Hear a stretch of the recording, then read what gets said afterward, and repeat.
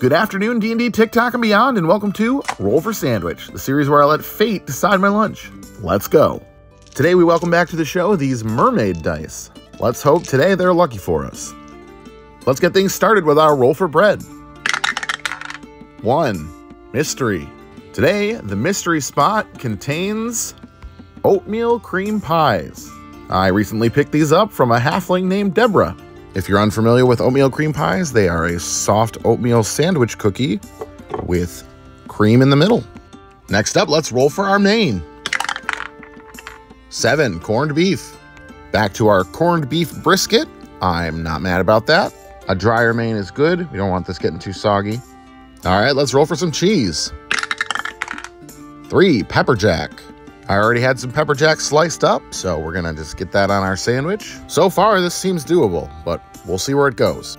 Let's roll for our roughage. 8, watermelon, and 11, none. All right, watermelon's an okay roll. It's not my favorite. I usually avoid it, but I ended up having a sandwich earlier this year that watermelon was on that both Luke Gygax and I enjoyed. It should be relatively innocuous here. The only worry I have is the moisture. Next, let's get wild with our wild magic roll. 17, hot grill summer. All right, it looks like once it's all put together, we're gonna take our sandwich out back to the old propane grill. And last but not least, it's the D20 sauce roll. Here we go.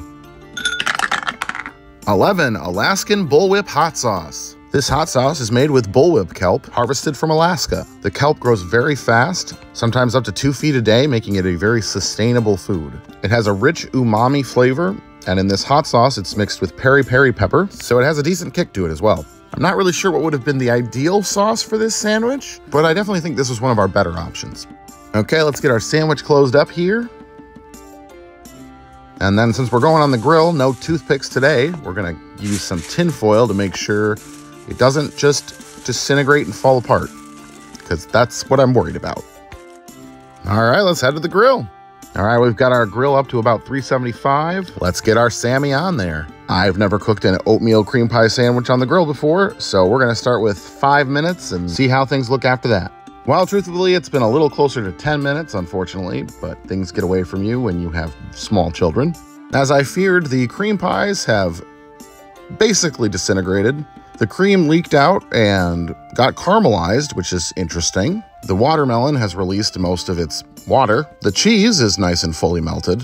I think we're gonna do ourselves a favor with this one and cast our first level packed utensils spell, which will make this a little bit easier to eat. So I guess there's nothing really left to do but to head on to the taste test. It's still very hot, so I'm not going to attempt to cut it in half or anything and show a cross section. We're just gonna load up a bite here and see how it tastes. Well, I have to say, this is a wild one, y'all. It really does have a caramel taste to it. And that hot sauce doesn't come through in every bite, but when it does pack quite a punch. The oatmeal cream pies kind of did 2 things. The bottom one got pretty dang burnt, which is my bad. I probably should have flipped it halfway through. But the top one became like a caramel crumble almost. And honestly, with everything else, it doesn't taste too bad. It's weird, but could be a lot worse. Here's a attempt to show you the cross section. Still hot. Well, this one was quite the strange sandwich, but honestly, ended up not being too bad. It's a mess to eat, but with a fork and knife, I'm at a 7.2. Maybe even higher if the bottom hadn't burnt. And I'm gonna call it Sweet Summer Pie. Thanks for hanging out. Hope you have a great day, and I will see you again on Wednesday.